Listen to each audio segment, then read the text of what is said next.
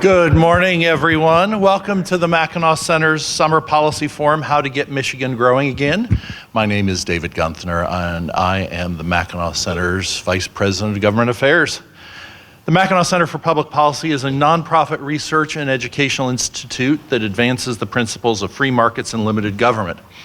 Through our research and education programs, we challenge government overreach and advocate for free market approaches to public policy that free people to realize their potential and their dreams. Since 1987, we have been a champion for freedom for the residents of Michigan and beyond, from hot dog stands to food trucks, to parents seeking educational choice, to workers exercising union rights, to overtaxed business owners and entrepreneurs fighting for a level playing field. With them and others, we work to advance a freer and more prosperous Michigan. During months when the Michigan legislature is in session, we host a policy event series in Lansing called Issues and Ideas. But when they go on their summer recess, we host the Policy Forum event series in communities across Michigan. We're glad to be back here in Traverse City again. And now for today's program. While states in America's South and West are booming, Michigan's population today is smaller than it was 20 years ago. Blue ribbon councils and Lansing politicians talk about the need to get Michigan growing again, but key indicators show our state continues to spin its wheels and dig even deeper into the muck. Some believe Michigan is doomed due to its winter climate, but other cold weather states have found strategies to prosper. Today, we're pleased to bring you a discussion from three experts on lessons Michigan can apply from states that are succeeding in attracting job seekers, families, and businesses. First, we have Michael Lefebvre, the Senior Director of the Maury Fiscal Policy Initiative for the Mackinac Center for Public Policy, where he has worked since 1995.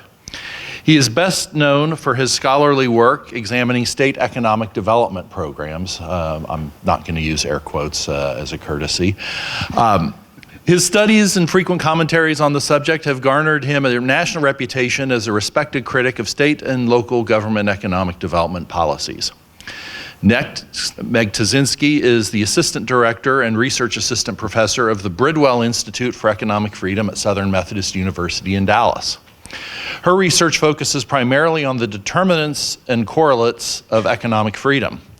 A second but related strand of research focuses on the potential of private philanthropic organizations to provide viable alternatives to public poverty relief programs.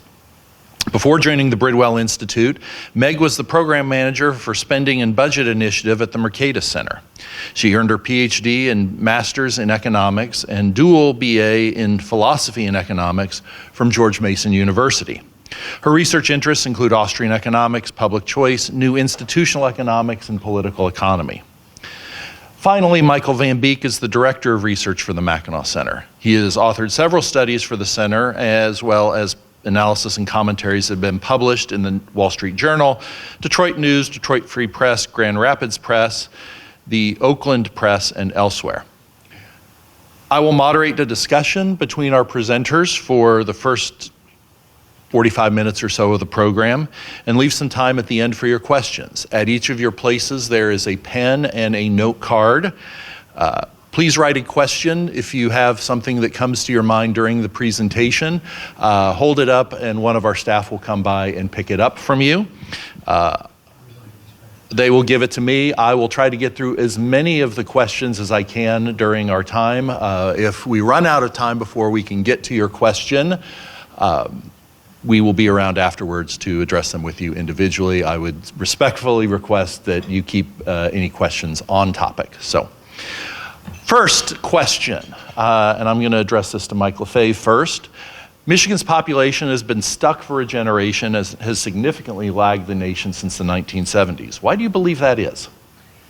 Well, I think there's a clear association between state public policy and interstate migration, which is a major driver in population changes. Scholars for decades, academics, have tried to tease out what they call determinants of interstate migration for many, many years. It's a wide field of research.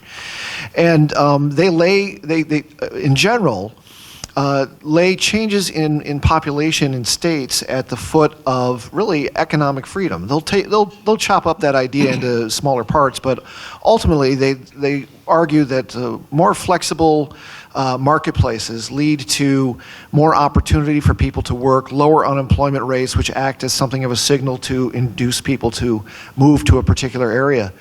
There's one public policy that I see come up in the literature very often, and it has to do with labor market flexibility, and that's right-to-work laws. Richard Vedder is an economist, retired from Ohio University, and he has said that the great untold story of American migration in the 20th century is the movement of Americans away from non-right-to-work states to right-to-work states. And that's continued in the 21st century. From 2010 to 2020, we have seen 4.5 million of our fellow Americans on net balance get up and move from non-right-to-work states to right-to-work states. Now, they don't wake up in the morning and think, Texas is right to work, I am moving. But it's a variable in the equation to move that's very important, because that extra labor market flexibility contributes to greater economic opportunity, which draws people in. And since I've mentioned Texas, I should probably offer Megan an opportunity to chime in here. You had two words for me. You had economic freedom and Texas. So those are my calling cards here. So my institute at Southern Methodist University, we help create an index of economic freedom, which rates and ranks states in terms of things like tax policy, government spending policy, and labor market regulations. And this index came about in the early 2000s. So we have a lot of research now showing the relationship between economic freedom and prosperity, showing the relationship between relatively low taxes, Texas has no state income tax, and measures of prosperity, between freer labor markets and these measures of prosperity, and between sort of reasonable levels of government spending. Now, Michigan in our index has lagged the nation in we have data going back to 1981. Almost every year, Michigan's had higher government spending than the national average. And in every single year we have data for, Michigan has more burdensome labor market regulations than the national average. And so if there's this big relationship between economic freedom and prosperity, and Michigan is scoring poorly in terms of economic freedom, then that seems to be a big part of the puzzle as to why people aren't moving here. People want to move to places or stay in places where they have opportunities to become prosperous. And Michigan just doesn't seem to be providing those opportunities. What consequences has that had on our state? Oh, well, I would suggest there could be profound ones. If you just looked at personal income and taxable income as one item in the larger picture, between 2020 and 2021, 7,300 of our fellow citizens on net balance moved to Florida. And they took their income and their talent with them. And from the public perspective, they took their taxable income with them. So you're not only losing the money that they might spend in their local economy for business services and that sort of thing, and personal services, but you're losing money that's taxed by the government and hopefully spent on true public goods to make them more efficient and useful, which by in itself, if it's the right public good, can be an inducement to move to Michigan. So we're losing people, and that's just Florida on net balance. There's other states that our citizens have moved to and taken taxable income with them as well. Around this time last year, Governor Whitmer announced the creation of the Growing Michigan Together Council to advise her on specific policies to grow Michigan's population, including identifying a population goal for 2050. I'm not sure if it made the news up here, but earlier this week, Governor Whitmer disbanded the council. Why didn't that report get traction? Well, I read the report from cover to cover. It was painful. I don't recommend it. I think Mike did too, probably. We share pain. I think part of the reason that council didn't get much traction is because the report that they produced didn't have very much in way of meaningful information to help policymakers come up with different ways to make the population grow. It was groupthink at its worst. The council was composed of politicians and lobbyists and special interest groups and bureaucrats. So what we got out of that was a report that had lots of vague policy goals and platitudes, but no real specific information or details or plans about how to make the population grow. I think that that's a big part of it. There wasn't really anything to make of that report, and now the council is disbanded, and so all we have is the report, and it doesn't have anything of value. So that's okay with us because the Mackinac Center is here to fill in the void. We know what can make populations grow. We've got lots of very specific policies that the state should consider to help make the population grow. I would add briefly that when it was released, there just didn't seem to be any administration support from the governor's office for this report. There were a couple of hearings held in Lansing, and the state's chief growth officer just came in and testified basically on the same things that were in the report, but there wasn't a lot of evidence presented to suggest that the ideas that they were laying out would actually have a positive impact. And I found it quite striking that the person who was in charge of the Population Council told a reporter that they didn't expect the ideas, if adopted from the report, to yield results for 25 years. But it was my understanding that as part of the charge this council had, they were supposed to come up with a solution where the solution would be in place within 25 years. Our population would stop declining and actually be much larger than it is today.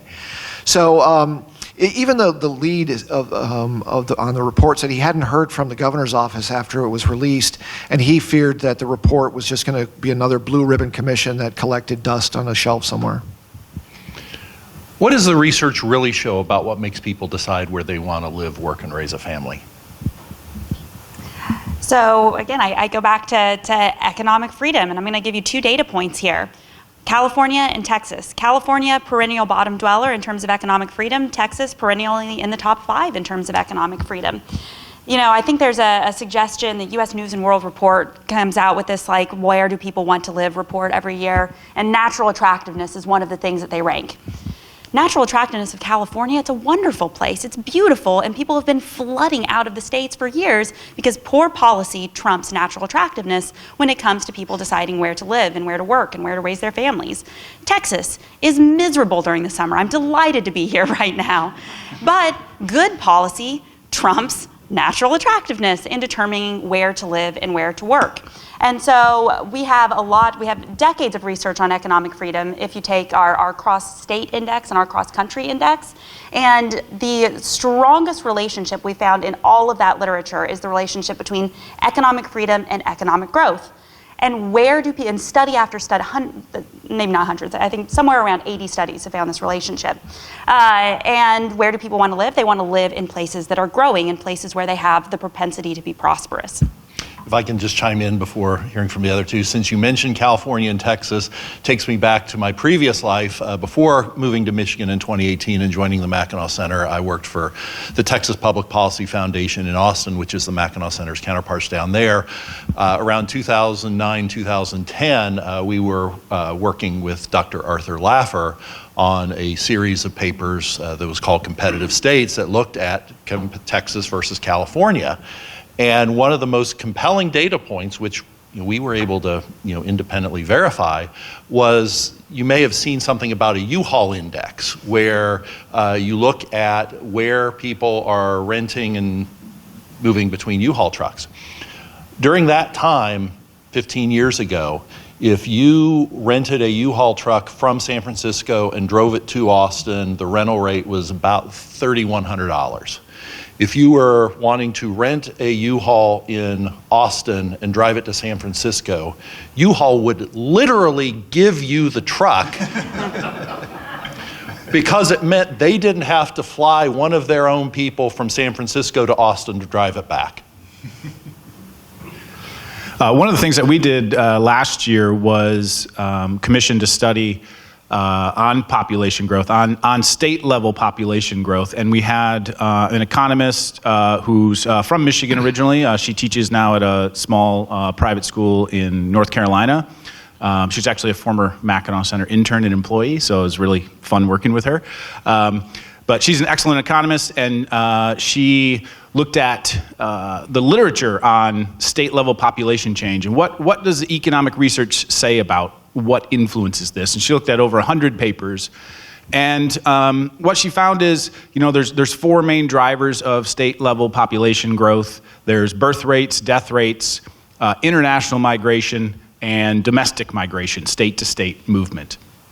And what the literature suggests is that policymakers they're very limited in the impact that they can have on things like birth rates and death rates. That's much larger more complex dynamic phenomenon than what policymakers can just kind of put their thumb on and start having more babies or fewer people die. At the state level, they don't have much control over international migration either, because that's a federal issue. And so really the thing that state policymakers can have an influence on is this domestic interstate migration. And there, the literature is clear, as Meg knows, right? It's the states that are growing, the states that get more domestic migration are the ones that offer more economic freedom, they offer more prosperity, more opportunities, which leads to more prosperity, which is what can draw people into their states.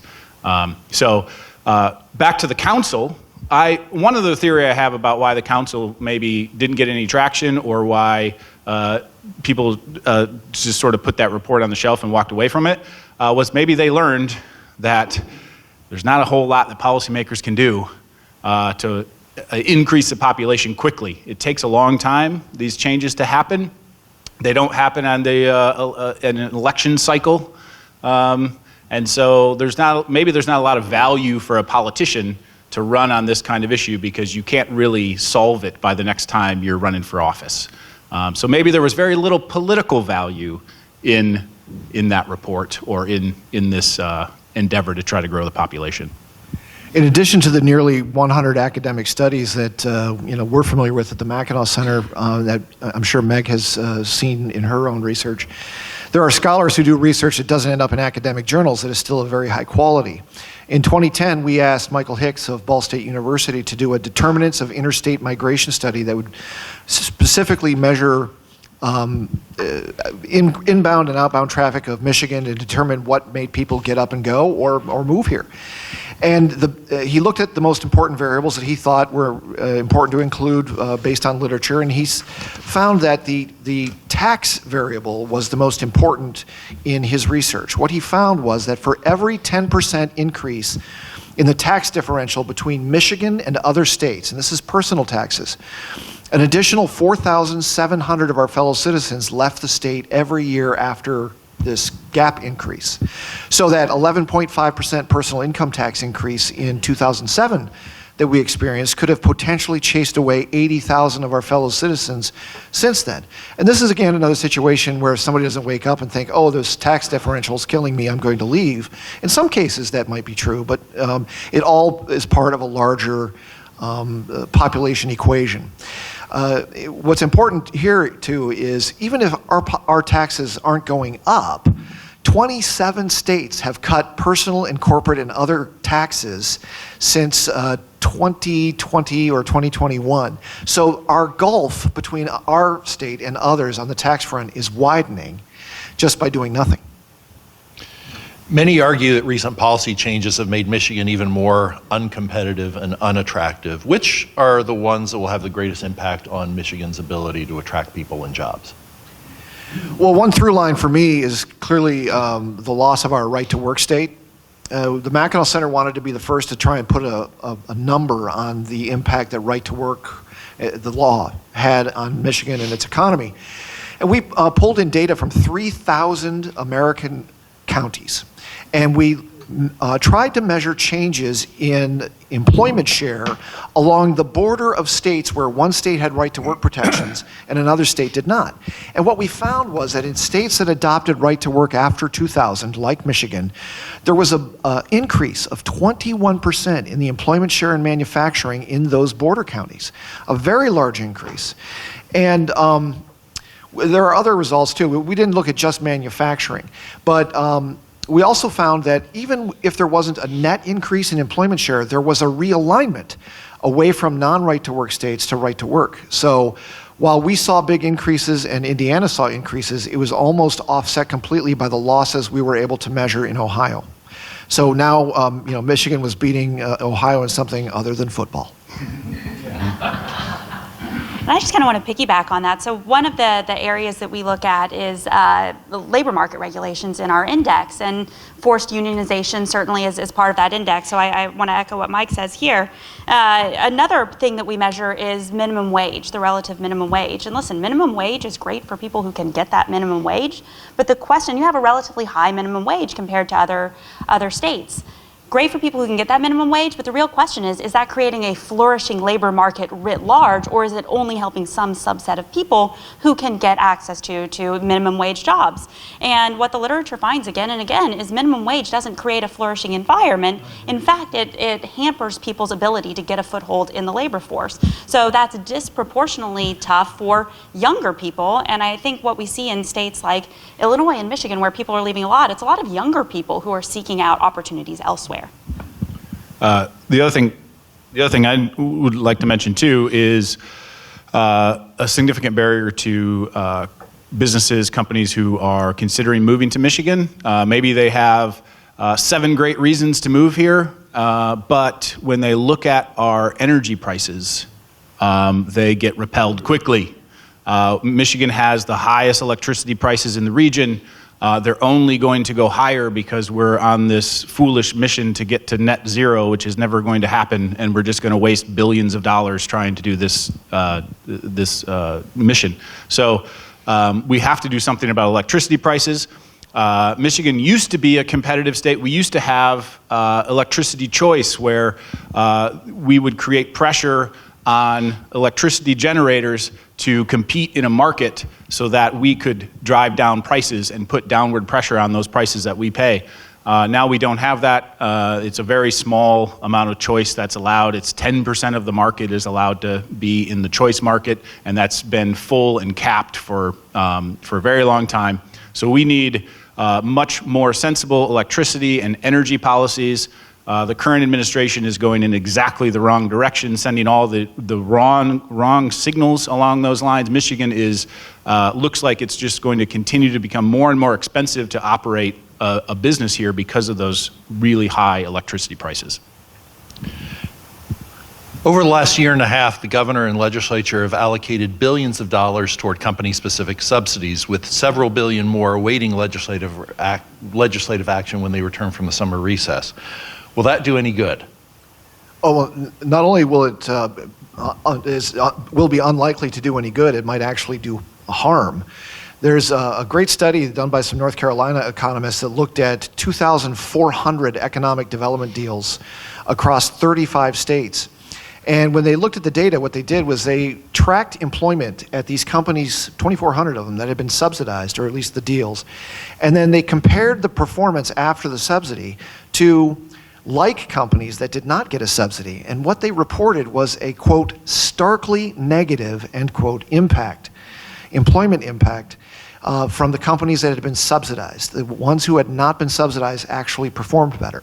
And that's just one study. The Mackinac Center has done their own study, and scholars across the country have produced hundreds, at least 300, 400 of them, on various types of economic development programs run at the state and local level, and they've found them to be wanting. My colleague Dean Stansel and I are one of those sets of people who produced one of those studies. And several years ago, we did a paper on economic development incentives and entrepreneurship, because it's clear that companies who get economic development incentives are helped by those incentives. But our question is, what does that do for the broader entrepreneurial environment? And so we measured entrepreneurship in a variety of different ways: patent activity, net new business formation, the opening of large businesses, the opening of small businesses. And what we found is that in states that received more economic development incentives of various types, tax breaks, subsidies, they tended to have much lower patent activity. The 10 businesses that have large businesses, 500 or more employees, tended to see a little bit of a boost, actually, but that came at the expense of small businesses. Businesses that had fewer than 10 employees were actually harmed by these sorts of subsidies. You had fewer of those businesses in those states. And so, again, I think that supports this narrative that the companies that get the subsidies are helped. They're generally very large companies, but it's probably not creating a whole environment where entrepreneurship can thrive. We also, because we're at an Economic Freedom Institute, put economic freedom in there, and across the board, on almost every metric of entrepreneurship we had, economic freedom, creating an environment for prosperity, was key to unleashing entrepreneurship. One more item, Dave, real quick, because you mentioned what could be coming. Since 2023 alone, the legislature has authorized $4.4 billion worth of handouts.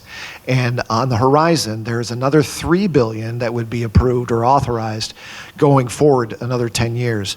That's an opportunity cost right there, because money authorized for corporate handouts might be better spent on true public goods or just cutting taxes for everyone. Could fill a lot of potholes. What's that? $4 billion can fill a lot of potholes. A lot of potholes. Roads and bridges are still a thing. In fact, the state's Asset Management Council says that we're still not putting our roads together as fast as they're falling apart.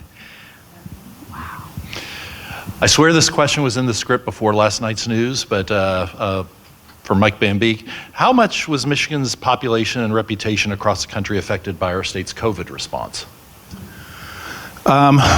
It's difficult to say. I mean, I really hope that the COVID response that we got does not have a long-lasting negative impact on the reputation of the state. But it certainly had an impact. Governor Whitmer issued some of the most severe lockdowns in the whole country. A larger portion of businesses in Michigan were forced to close than in any other state.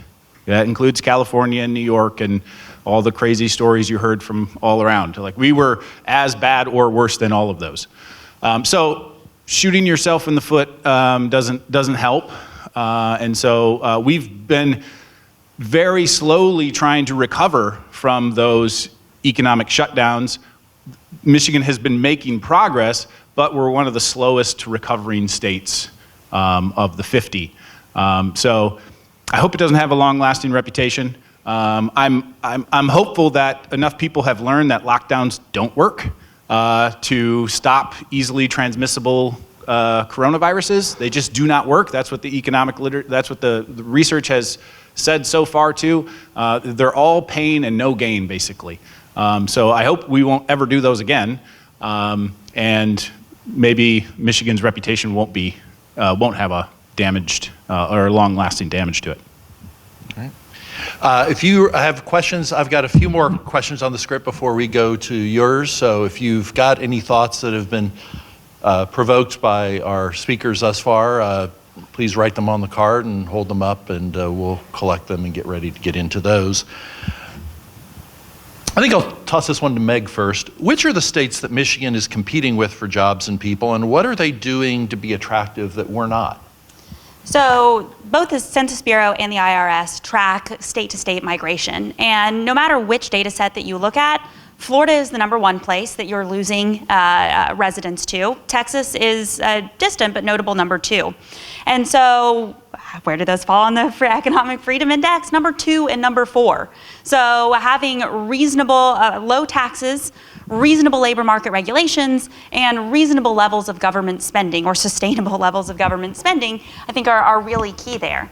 If you look at, so there's a whole literature on the state-to-state migration that looks just at movement at borders. And so because people who want to move to leave sort of punishing tax or regulatory environments, but still want to be near their family, are going to move across the border somewhere. And so Illinois, Indiana, and Ohio are the next sort of 3 big states that people move to when they're leaving Michigan. I'm originally from Illinois. It's sort of a fiscal basket case, but you have Illinois has better labor market policies according to our index than Michigan has, which is really was stunning when I looked that up. And so it's depressing, right? And so, I think those are the states that you're losing residents to. So if you look at places like Texas and Florida, though, freer labor markets, better tax environment, more reasonable and sustainable. And what I mean by sustainable levels of government spending is you've got revenue that is sort of commensurate to make up the government spending. One thing that Michigan has been doing in recent years, by my understanding, has been dipping into savings in order to sort of sustain the spending. I think it was one of your colleagues, Holman was a paper that I read sort of discussing this. And so, you need, having those tax and spending conversations in tandem is really important as well. Yeah, I would say that, again, this comes back to labor policy and the right to work variable. 9 out of the top 10 performing freedom states in the Freedom Index that Meg works on are right-to-work states. If you look at just the reports that came out last December on where Americans moved in 2023, 8 of the top 10 are right-to-work states, and the 9th, Colorado, has what's called the Labor Peace Act, which is a modified right-to-work state as well. So again, evidence pops up every time I open something to look at it that shows right-to-work is probably a very powerful variable in the equation to move or not. When one brings up Michigan's stagnant population and unwise policies, a common retort that I hear, especially in Lansing, is, well, people just don't like cold weather. It can't be that simple, can it? No. It's, what's that? Yes. They don't like hot, humid weather either. Well, no, it's not that simple. Again, there's many variables in the equation to move or not. I would first say that in the first half of the 20th century, we had to beat people back at our borders. The whole country wanted to move here because we were an opportunity state, just like Texas and Florida are opportunity states today. Also, there's this great study by Jordan Rappaport who looked at just weather as a determinant of interstate migration. And he said that Michigan's weather contributes 0% to negative 1.5% to our inbound migration patterns. So that tells me that we have to have state public policy that is so good that it swamps states where we're competing on weather, on a more temperate climate, the Carolinas, Tennessee, these states that end up in the top 10 inbound state, for measures of moves, but who also have other good policies. And I think, and looking at this question, I went and looked at just a map of the U.S., our economic freedom map, and all along the Canadian border are a lot of other cold states, and they vary substantially in terms of economic freedom and in terms of prosperity. So North Dakota is the second highest income, personal income per capita, and it ranks in the top, it's number 10 in terms of economic freedom. So I go back to sort of the line that I said before, good policy can trump sort of a bad natural, I don't want to say bad natural environment, but a sort of undesirable natural environment. People, and like you said, people don't like hot weather either, but my colleague Dean Stantz and I did another study when you mentioned the U-Haul data here. During COVID, you had this divorce between where people worked and where they lived. There was sort of this big rise of virtual opportunities. And so that was kind of a cool natural experiment for those of us who love data. When people don't have to live where they work, where do they choose to live? And they were flooding out of states that were not economically free. We saw so many moves out of places like California, Illinois, and New York, and coming into places like Florida and Texas. Texas, as you said, it's hot. It's terrible for at least 4 months out of the year, but people were coming there because we have the good policies, not because we have the good weather. Which cold weather states are growing and why? Well, there's a consistent 3 states that appear in the top 10 in terms of growth measures, and that's Idaho, Utah, and Colorado. Yeah, I've watched that over some time. Idaho is tops in terms of economic growth, 5th fastest growth rate in the nation from the pandemic era forward, 2020 through 2023. Their economy grew at something over 14%. Compare that to Michigan, which grew at 9% and was ranked 28th in growth since the pandemic. If you look at this as a measure of job creation, then Utah and Idaho are number 1 and number 2 at 13% and 12% respectively. Michigan finished 36th in that growth rate from 2020 to 2024, and their growth rate in terms of percentage was 1.2%. So quite a big difference. Michigan recovered much more slowly than other states, and maybe from the pandemic, and maybe that was a function of our harsher lockdown. And I also go back to this income per capita. So again, going just along the Canadian border where we have other cold states, North Dakota, second highest income per capita amongst those cold weather states along the border. We've got Washington is number 12.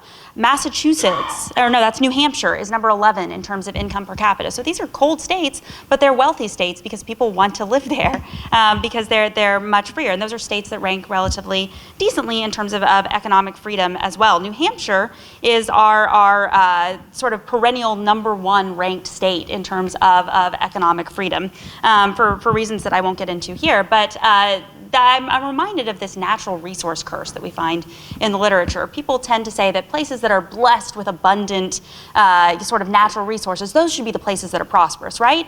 And in fact, what the literature has found that those natural resources can very often end up being a curse instead. You know, you think about oil-rich countries. They tend to not have very good policies because they just have this sort of one industry. You know, I think about weather in the same way. The natural resources or the lack of good weather, instead of being a curse, may actually be an opportunity to overcome if you have the right sorts of policies in place. Lastly, before I get to our audience questions, if you could pick one policy to change to get people and jobs flowing back into Michigan, which would that be? And I'll start at the end with Mike. I think it would send a very strong signal if Michigan cut the income tax in a significant way, and then maybe create a plan to eventually eliminate it. Almost all the states that don't have a state income tax are in the South or the West, and Michigan would stand out in the Rust Belt as being a state open for business if we were actively trying to cut the income tax. And I don't mean how the legislature tried to do it several years ago with a cute formula and this very complicated math equation over how to do it when we have certain amounts of revenue and all this kind of stuff. And it didn't work because the governor now has just said, well, we're not even going to allow that tax cut to remain permanent. So, I mean, a real cut. Cut it a significant amount and send a strong signal to employers, to entrepreneurs, that Michigan is open for business. And I think I know what Mike Lefebvre is going to say, so I'll let him go next, which is send the same kind of signal, right? Yeah, of course, there's my through line of being getting our right to work status back. I've only mentioned the study that we did, but there's many studies done by academics and others that just show what a powerful economic development tool that this is.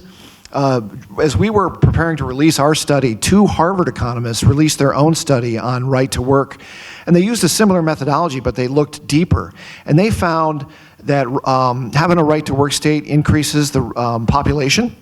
It increases inbound commuter traffic, suggesting that people drive into your state to work for the day and then drive home to their state if they're not a right to work state.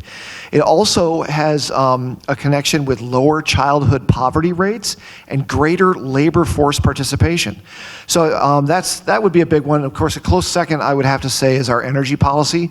A couple of our colleagues actually put a figure on it, something like the renewables mandates will cost each person $2,700 a piece going forward. Annually. Annually. So that's an increase, that's an extra burden that we'll have to carry on our shoulders that isn't a tax one, but is very taxing itself.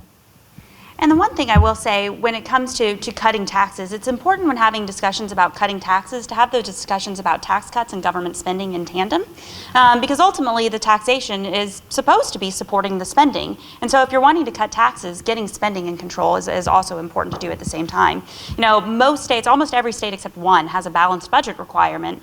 And so, you know, those are real, but there are lots of cute ways you can get around these balanced budget requirements. So having a real conversation about if we're going to cut taxes, what kind of sort of wasteful spending can we also cut at the same time? And I think there are lots and lots of places, you know better than I do, about your own state of where you could start with that. All right, we will transition to your questions now. We've got some great ones in the stack. I think I will take first shot at this first one.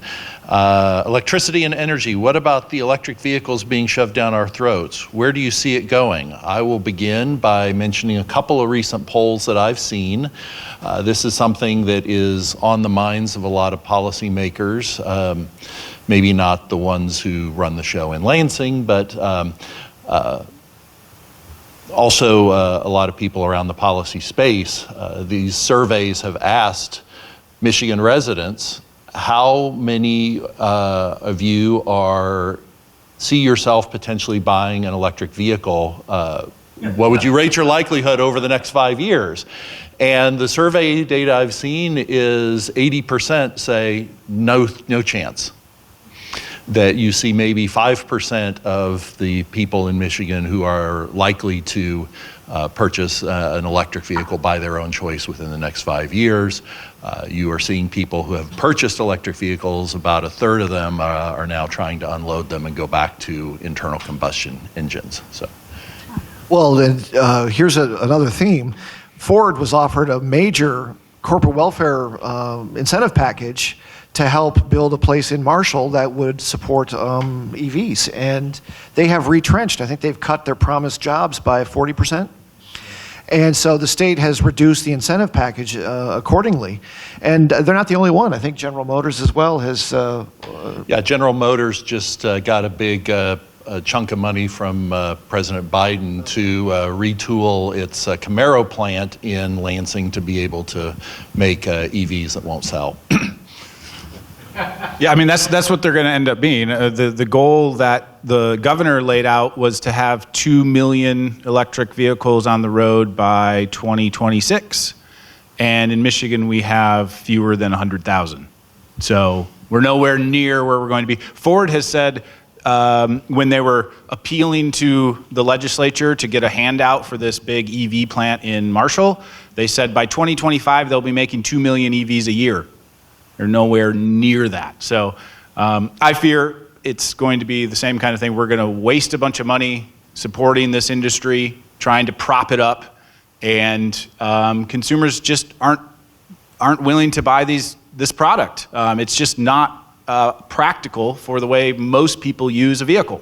So I fear it's going to be like the net zero, all the solar panels and wind turbines that we put up. It's just going to be a lot of wasted money. And we should be cutting the income tax with that money instead. Right. Next question. Is there an opportunity for our wonderful colleges to provide the next wave of young professionals? I'll start with that one. Yeah, you know, as part of the interstate migration literature, there's this great study by Richard Sebula who tried to determine himself what are the determinants of interstate migration. And in addition to him finding a negative link between high income taxes and inbound migration, he found a positive link between state spending on K through 12 education, and others have found it on, say, rural K through 12 education. Both of them emphasize the quality aspects of it, but they said that these two things can lure people in as well. Quality education, and Michael Hicks, my colleague at Ball State University, likes to say that it's not just the quality education. In a choice framework, those are even more popular and can induce in-migration and produce the professionals we hope to see. Yeah, and I think the sort of, we've been throwing a lot of money at college in recent years, and for good reason, but I think it's also important to underscore that there are other opportunities as well, you know, vocational training and these sorts of things. And so we have had an explosion in college debt, which has led to these public conversations on sort of debt forgiveness and free college for all. And those are things that would meaningfully contribute to sort of higher deficits and increased debt if we were to enact those things. And that increased spending would come sort of out of the pockets of people who maybe weren't bound for college and made fiscally prudent decisions to go into vocational training. And so I think I work at a university. I think there is certainly an opportunity for us to sort of create young professionals and who will do good things for the future. You know, at my university, we have a free market-oriented reading group where we run 60 students through each semester and trying to teach them the principles of free markets. And so I think those opportunities are very valuable at the college level, but also sort of not overstating how valuable college can be in creating sort of individuals who are set up to prosper in the future is important as well. Yeah, Michigan has some very good assets when it comes to colleges and universities, institutions of higher education.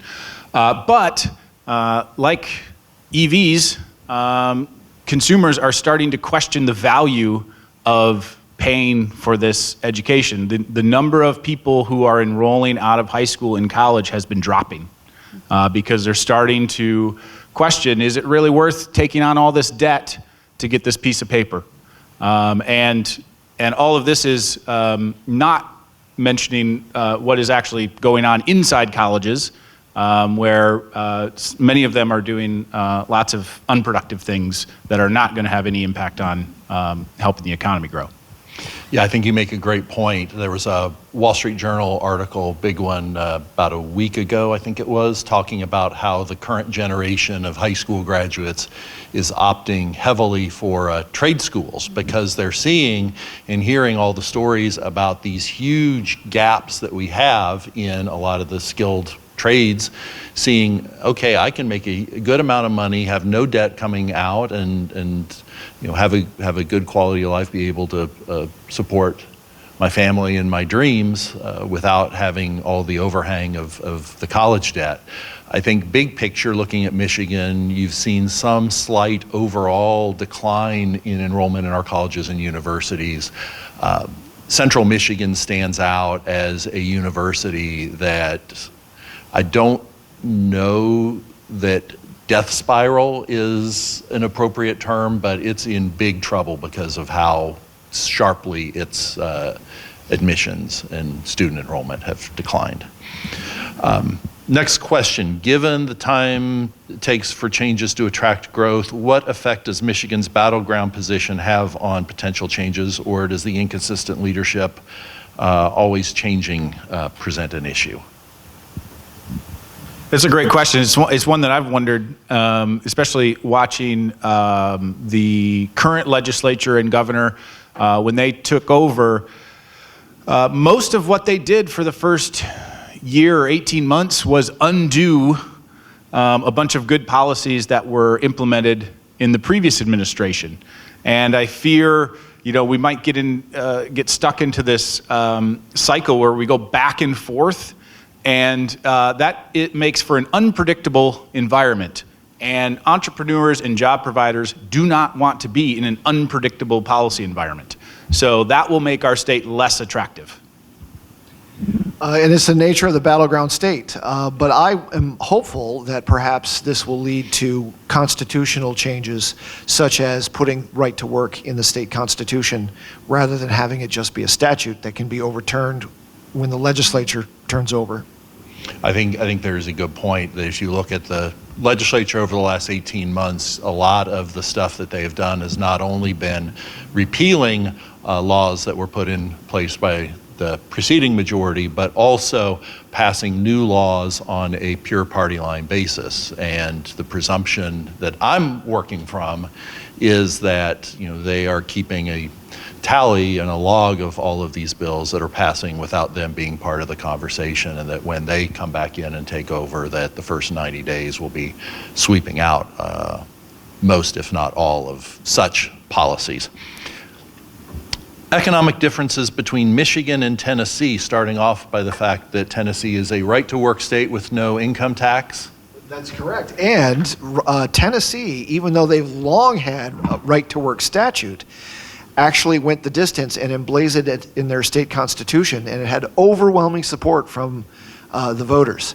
So I was very pleased to see that, and that's a really distinct difference between them and us here in Michigan. And of course, the lack of an income tax. We've occasionally looked at states that don't have an income tax, and even when their tax rate might be as close to Michigan, or tax burden overall, they tend to outperform. They tend to do better than we do here in Michigan, and I think that's just a function of having a less complicated system overall. They're number 3 on our index of economic freedom. And I think that's, you see businesses, Amazon has a headquarters in Tennessee, I think for that reason. It's a place where it makes sense to do business. All right, next question. I think I'm going to take this one because I think I've got a unique perspective on it. Many high earners, well, not necessarily high earner, are able to work remotely, have moved here from San Francisco, New York, Denver, moving for quality of life for their children, recreation, family. How do you support and grow this? I'm going to take this one because I have the perspective, in case you can't tell from my accent or my comments from earlier, I am not from Michigan. I born and raised in Kansas, spent most of my adult life in Texas, moved here in 2018 because the Mackinac Center asked me to come up and be the start of their government affairs program in Lansing. I'd never visited Lansing before. I think the only time in my adult life I came to Michigan was attending a conference at Hillsdale in 2007. When Mackinac Center approached me for the opportunity, I was very dismissive at first. I'd never thought that I would see my personal life going into Michigan, and having grown up in Kansas, I wasn't particularly eager to get into cold weather. But because of the respect that I had for the Mackinac Center, I started kicking the tires, doing my due diligence, talking to friends who had lived in Michigan. And they started talking about how, people are great, you got, great quality of life, summers are glorious, winters stink, but the comment that stuck in me was, and the housing is so cheap. So I got online and I did a cost of living comparison between Austin, Texas and Lansing, Michigan. And with 100 being the national average, Austin was 111, Lansing, Michigan was 74. And then I looked at the line item for housing. Austin was a 181. Lansing, Michigan was a 35.9. And my reaction once I saw that number is, so, tell me more about Michigan. Because I was in a house, I had a good amount of equity built up because the Austin housing market went vertical. But then, looking at the opportunities that were up here, particularly with the cost of housing, the getting into places where the weather is like this in July. I took a walk in my neighborhood on July 1st, and it was at 7 in the morning, and before I turned the corner on my block, I could see my breath. And that is something you never see your breath in Austin, Texas, ever.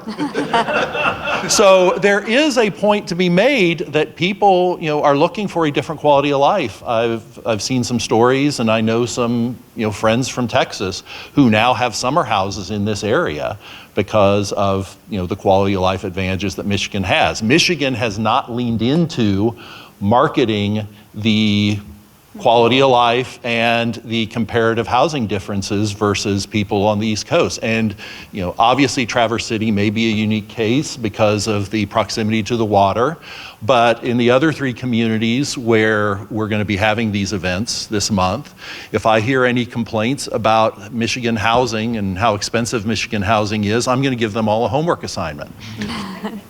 Take the specs of your home, write it down on a piece of paper, and then go find a similar house anywhere between Richmond, Virginia and Boston, Massachusetts, or I'll give them a list of 20 other metro areas in the country, including Austin, Raleigh, Nashville, Denver. Find your house for anywhere close to what you paid for it. And they're going to fail. So we have an issue in Michigan with housing. There are pockets, like in this area, where you have cost that is becoming a problem for a lot of people, particularly people who have to work, in kind of middle class type of jobs. But you have more of a housing supply and quality issue. A lot of the housing, yes, you can find cheap, but they haven't been maintained for 25 or 30 years. So there is a tremendous opportunity to market quality of life, housing differences. I had some friends when we bought our house in Lansing. We moved into a new house a couple of years ago, and I had some friends from DC come in and showed them off the house we had. We paid $350,000 for it. And in my old neighborhood in Austin, Texas, where I'd lived before, that house would be $1 million. And my friends from Metro DC area said in Northern Virginia, it would be somewhere between 1.5 and 1.8. There is huge opportunity there if we get the rest of the framework right, like the ideas that they're talking about. As far as the natural advantage goes, I just wanted to drive home this point.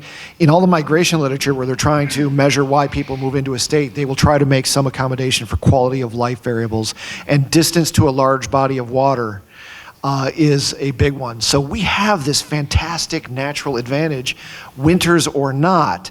It's just that they're being swamped right now by bad policies at the state level. Next question, I think I hit on a little bit of it, talks about assets and liabilities and match, kind of what the assets that Michigan has with opportunities to grow. I think one area that is interesting is looking at Michigan's climate, being a colder weather state, having access to 1/5 of the world's fresh water supply. Every company in the world ought to be putting their data centers in Michigan or in this band of the country for those reasons alone. Why are they not coming to Michigan? I tell you, it's not the tax policy. Our former environmental science guy was head of the Department of Environmental Quality years ago under Engler, and he was baffled why we weren't talking about our water more often as an asset, because he said, manufacturing plants don't often locate in Arizona because they need water. And here we have so much of it, we have to pump it out of our basements to keep it dry. So that should be a natural advantage that helps Michigan win, and yet we're losing to other states, including states that have a better labor policy, but not much else. Right. Of course, things like data centers and a lot of the new technologies that are driving a lot of the innovation, they require enormous amounts of energy, and that's why Michigan is not attractive, because our energy prices are so high. So we have all this water that they can use. Well, it's difficult to use it too. That's the other problem, is we have an administration right now that wants to make it difficult for people to use natural resources. So that again goes back to electricity prices. That is a fundamental thing that we need to get right. And I mentioned the data center example because I have a friend of mine who's head of global government affairs for a large data center company. And I mentioned the advantages we have as far as weather and proximity to water, and Michigan is not on their radar for future development. They are building a large data center in San Antonio, Texas, which is much hotter and is going to require much more energy to keep the machines running. But they are discussing some very innovative ideas to make sure they have massive amounts of energy to be able to do that, and they find the Texas climate, regulatory-wise, a lot easier to try to get that done. Try to get through as many of these as we can as quickly as we can. How important is education performance? I'll let you start. Let me think for a second. When we did the review of academic literature on interstate migration, it showed studies as part of the review that recognized that quality education, as measured by test scores, was an important determinant. It was one of the variables in the equation. And I think I've already said this, but my colleague Michael Hicks says quality schools and in a choice framework where parents have more opportunity to choose the best and safest school for their children is very important. And we're behind the eight ball in Michigan. Other states are getting out ahead of us and have expanded the opportunities that they provide parents to choose the school that they want.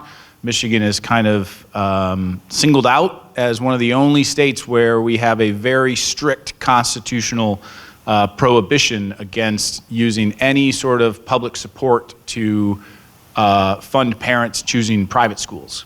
So more than 20 states now have these kind of programs. In some states, they have what's called a universal education savings account, where the state puts money in an account for the parents to then spend on K-12 education in any way that they want. So it could be to pay for a private school tuition. It could be to help support them homeschooling their students, or to hire tutors, or any sort of educational related experience they can use. So that's kind of the ultimate sort of educational freedom. And Michigan is unfortunately severely behind on that, and we need to change our constitution to make it legal. It's fascinating. That's a constitutional provision. So my friend Corey DeAngelis at the Cato Institute has done a lot on this educational choice idea. And I think COVID really shined a light on the fact that there's so many public schools aren't really doing what we would hope that they're doing. And so he's been instrumental in helping get these educational choice initiatives passed in so many states where money follows the children, not follows the school. And so I think that's huge as well. And I know I've said, things like prospects for prosperity again and again throughout my remarks. But I think sort of understanding how we get people to be prosperous is more important than understanding how do we alleviate like the remaining small pockets of poverty that we have. If we kind of have more prosperity, that'll help sort of lift everyone, as we've seen sort of again and again throughout history. And I think education is a huge part of that. And where there's more prosperity, you have higher quality sort of public education options too. Yeah, I would, as a final comment on education performance, it is important. And if you look at the Michigan example of the last 4 years, we had the worst school lockdowns of any state in the country. And it had devastating effects on student performance. And when there were proposals in the legislature to provide money to parents to find tutoring options to help their kids make up those differences, those were vetoed by Governor Whitmer in favor of grants to the STEAM government schools that failed their kids so badly during COVID. Unfortunately, we are at the end of our hour. I have a few cards left here where we will be happy to stay front and answer those for you individually, but let's give a round of applause to all of our speakers.